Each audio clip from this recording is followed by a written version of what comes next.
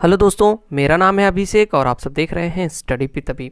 तो दोस्तों, आज की इस वीडियो में हम सीखेंगे कि वर्गमूल किस तरीके से हम निकालते हैं भाग विधि के द्वारा। तो चलिए वीडियो को स्टार्ट करते हैं। उससे पहले अगर आपने हमारे चैनल को सब्सक्राइब नहीं किया तो सब्सक्राइब कर लीजिएगा और वीडियो को लाइक कर दीजिएगा। तो देखिए, ये हमें इसका वर्गमूल निकालना है।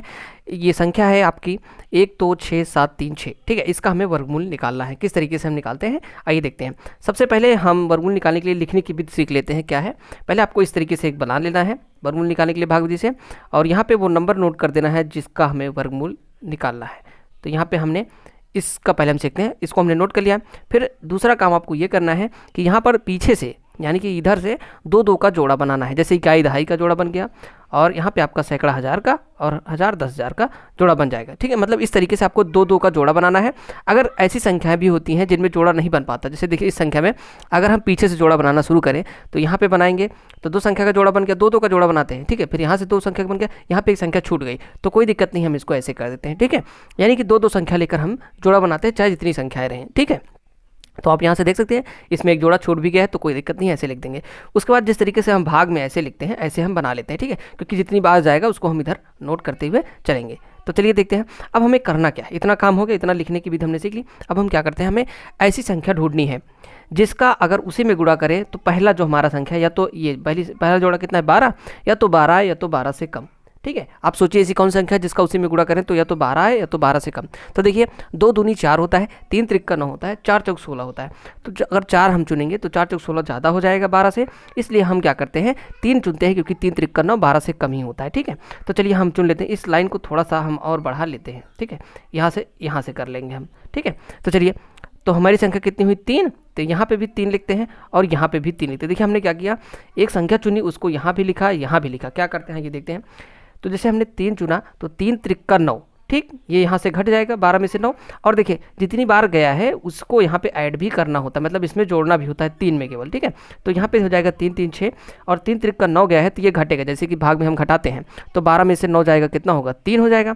अब हमने 3 3 6 इसको जोड़ लिया। ठीक है, अब हमारा दूसरा स्टेप क्या होता है कि अब हम यहाँ से संख्या को उतारते हैं। लेकिन जैसे भाग में हम क्या करते हैं, एक बार में एक ही संख्या उतारते थे, लेकिन यहाँ पे हम जोड़ा बनाए हैं तो पूरा जोड़ा उतरेगा, यानी कि 67 6 7 दोनों एक साथ उतरेगा। ठीक है, ऐसा हम भाग में क्या करते थे, केवल एक अंक उतारते थे, लेकिन यहाँ पे हमने जोड़ा बनाया हुआ तो एक जोड़ा उतरेगा, यानी कि पूरा जितना जोड़ा बना रहेगा उतना उतर जाएगा। ठीक है, 67 उतर गया। अब हम क्या करते हैं, अब हम ऐसी संख्या ढूंढते हैं जैसे यहाँ पे हमें 6 के आगे कोई संख्या लिखनी है और उसी संख्या से इस जैसे यहाँ पे हम 2 लिखते हैं तो 62 बन जाएगा। 62 का 2 से गुणा करेंगे। ठीक है, यहाँ पे जो संख्या लिखेंगे उसी संख्या का इस पूरी संख्या से गुणा करना होगा, और जिससे या तो 367 आए या तो 367 से कम आए। तो यही हम क्या करें आप समझ लेते हैं। जैसे यहाँ पे 6 लिखा हुआ है, 6 के आगे हमें ऐसी संख्या लिखनी है और फिर उसी संख्या का इसमें गुणा करना है जिससे इतना आ जाए। जैसे अगर हम यहाँ पे 5 लिखते हैं तो अब ये संख्या अगर यहाँ 5 लिखेंगे तो 65 बन जाएगी। अब 65 का 5 में अगर यानी कि जिस संख्या हमने लिखी हुई उसी से फिर इसी संख्या में गुणा करते हैं तो या तो इतना आ जाए या तो इससे कम आ जाए। तो आइए देखते हैं, 5 का गुणा करके देखते हैं। 5 25 और 56 30 2 32, देखिए 325 आया। ठीक है, अब अगर हम 6 लेकर देखते हैं, क्योंकि 325 तो इससे अभी कम ही आ रहा है, चलिए 6 लेकर देख लेते हैं। तो यहाँ पे 6 लिखेंगे तो 66 बन जाएगा और 6 से भी इसे गुणा भी करेंगे। तो आइए देखते हैं कितना है, 36 6 हासिल 3 और 36 3 39। देखिए 396 इससे ज़्यादा हो गया, तो हमें कम वाला ही लेना है। इसका मतलब है यहाँ पे 5 आएगा और यहाँ पे भी 5 लिखेंगे और यहाँ पे भी 5 लिखेंगे, क्योंकि 5 हमें जोड़ना है। 65 नहीं लिखेंगे, 5 लिखेंगे। जितनी संख्या ले जाते हैं उतना यहाँ पे लिखते हैं। ठीक है, और जितनी संख्या लिखते हैं उतनी ही बार जाता है उतना ही जुड़ता है, ध्यान रखिएगा। तो इसको ऐड करेंगे तो कितना हो जाएगा आपका, ये हो जाएगा 65 70, 65 में 5 जोड़ेगा 70, और कितनी बार कितना आया था यहाँ पे देखिए 325 आया हुआ था 5 बार ले जाने पे। तो इसको हम लिख लेते हैं। अब इसको घटा लेते हैं। देखिए 7 में से 5 जाएगा 2 आएगा और 6 में से 2 जाएगा 4 हो जाएगा और ये आपका खत्म हो जाएगा। अब देखिए फिर क्या करते हैं, यहाँ से संख्याएं उतरेंगी लेकिन जोड़े में उतरेंगी। 3 6 पूरा जोड़ा उतरेगा 3 6 का। ठीक है, इतना हो गया। अब देखिए हम क्या करते हैं, अब फिर से हमें यहाँ एक संख्या लिखनी होगी और उस संख्या का इसी में पूरे संख्या में गुणा करना होगा, जिससे या तो इतना आए या तो इससे कम आए। तो आइए हम एक बार यहाँ पे क्या करते हैं, 6 लिख के देखते हैं। आपको ऐसे ट्राई करना होगा। ठीक है, मैं तो यहाँ पे बता दे रहा हूँ डायरेक्ट 6 लिखना, लेकिन आपको 2 रख के 3 रख के 4 रख के ट्राई करेंगे तो आपको समझ में आ जाएगा कितनी संख्या पे रखनी है।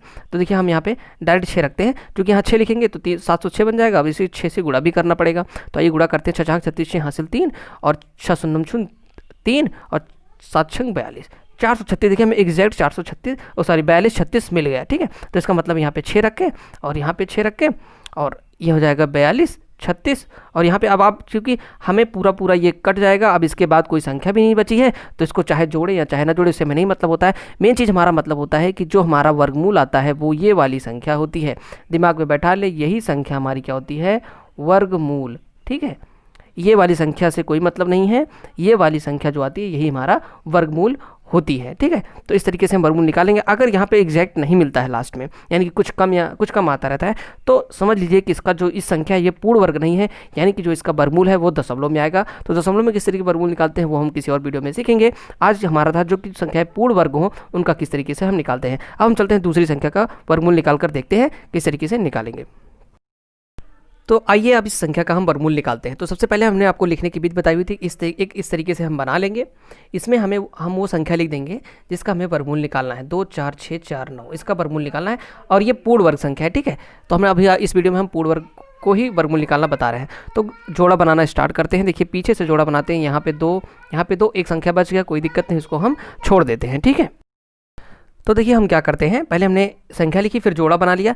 अब हम इस तरीके से इसको बना लेते हैं क्योंकि यहाँ पे हमें भागफल लिखेंगे जो आएगा, यानी कि वही हमारा वर्गमूल होगा। ठीक है, तो अब जोड़ा बना लिए। देखिए यहाँ पे 46 49 बन गया और 2 अकेले हैं। ठीक है, तो अब जो 2 अकेला बचा हुआ है हमें ये देखना है, ऐसी संख्या ढूंढनी है जिसका उसी में गुणा करें तो या तो 2 आ जाए या तो 2 से कम आ जाए, पूर्ण संख्या में ढूंढनी है। ठीक है, तो ऐसी कोई भी संख्या नहीं होगी। 2 अगर करेंगे, 2 का गुणा 2 में करेंगे 4 हो जाएगा, यानी कि सिर्फ एक ऐसी संख्या है जिसका गुणा अगर उसमें करते हैं तो 2 से कम आता है। 2 तो कोई संख्या में गुणा करेंगे पूर्ण संख्या में तो नहीं आएगा। ठीक है, तो एक बार गया तो एक यहाँ भी लिखते हैं जैसे हमने आपको बताया, फिर एक को यहाँ भी लिखते हैं क्योंकि इसको जोड़ना होता है। तो ठीक है, एक एक 2 जोड़ेंगे तो यहाँ पे 2 हो जाएगा, और चूंकि एक बार गया है इसलिए एक यहाँ पे लिखते भी हैं।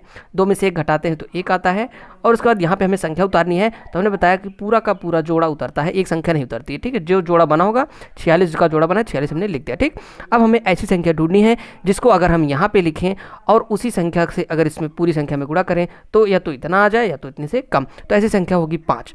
ठीक है, आप गुणा करके देख लिया। अगर मान लो 6 लिखते हैं तो 2 के साथ अगर 6 लिखा 26 बन गया, और इसका 6 में गुणा करते हैं तो 6 6 36 और 6 दूनी 18 3 21 216, इससे ज़्यादा हो रहा है इसलिए 5 आएगा। ठीक है, 5 यहाँ पे लिखते हैं, 5 यहाँ पे लिखते हैं और 5 यहाँ पे भी लिखते हैं और गुणा करते हैं।